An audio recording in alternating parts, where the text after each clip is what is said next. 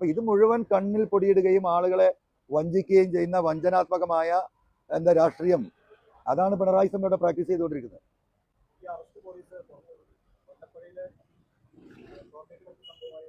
ആ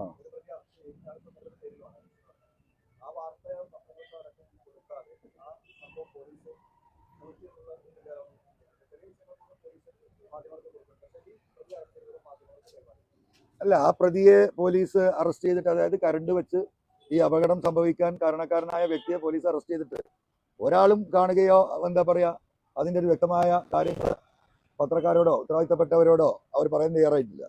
ഞാനും അതിൻ്റെ വസ്തുത അന്വേഷിക്കാൻ വേണ്ടി പല ശ്രമവും പോലീസ് വഴി നടത്തിയിട്ടും ഒരു വിവരവും കിട്ടിയിട്ടില്ല. അപ്പം എന്താണ് ദുരൂഹത എന്നുള്ളത് കണ്ടെത്തുക തന്നെ വേണം. അല്ല, എന്തെങ്കിലും ഒരു ദുരൂഹത ഇല്ലെങ്കിൽ എന്തിനാ പോലീസ് ഇത് മറച്ചു വെക്കുന്നത്? ആ മറച്ചു വെക്കുന്നതിൻ്റെ പോലീസിൻ്റെ ഇൻറ്റൻഷൻ ഇന്നല്ലെങ്കിൽ നാളെ പുറത്തു വരുമല്ലോ. നിങ്ങളെ ചോദ്യത്തിൽ നല്ല കഴമ്പില്ല ചോദ്യമാണ്. എനിക്കും തന്നെ അതിൻ്റെ ഒരു വിവരവും.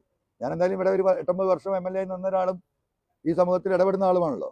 എന്ത് ചോദിച്ചാലും അറിയാം, വിവരങ്ങൾ കുറച്ചൊക്കെ അറിഞ്ഞിരുന്ന നമുക്ക് ഇതിനെക്കുറിച്ച് ഒരു വിവരം കിട്ടിയിട്ടില്ല.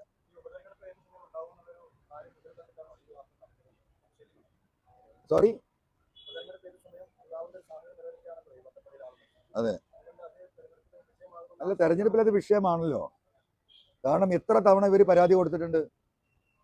ആ പരാതി ഒന്നും ഈ പറയുന്ന പോലീസോ ഈ പറയുന്ന ഇലക്ട്രിസിറ്റിയോ പരിഗണിച്ചിട്ടില്ല. നിങ്ങൾ കേട്ടല്ലോ അവിടുത്തെ ചെറുപ്പക്കാർ പറയുന്നത്.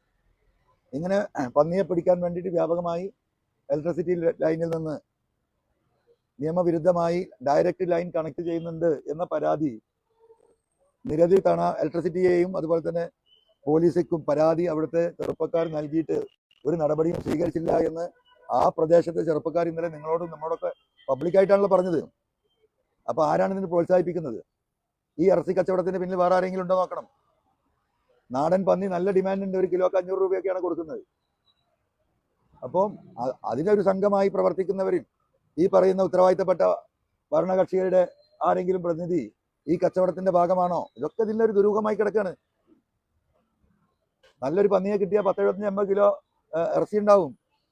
80 കിലോ ഇറച്ചി എന്ന് പറഞ്ഞാൽ ഏറ്റവും ചുരുങ്ങി 500 രൂപ കൂട്ടിയാൽ 40,000 ആയി.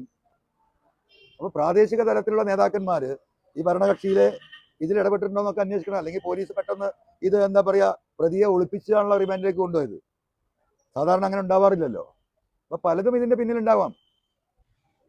അത് ആരഞ്ഞ് അന്വേഷിക്കുന്നത്? ഈ അജിത് കുമാറിന്റെ പോലീസ്. ഇതിപ്പോ അന്വേഷണം എവിടെ എത്താൻ നമുക്കറിയാലോ.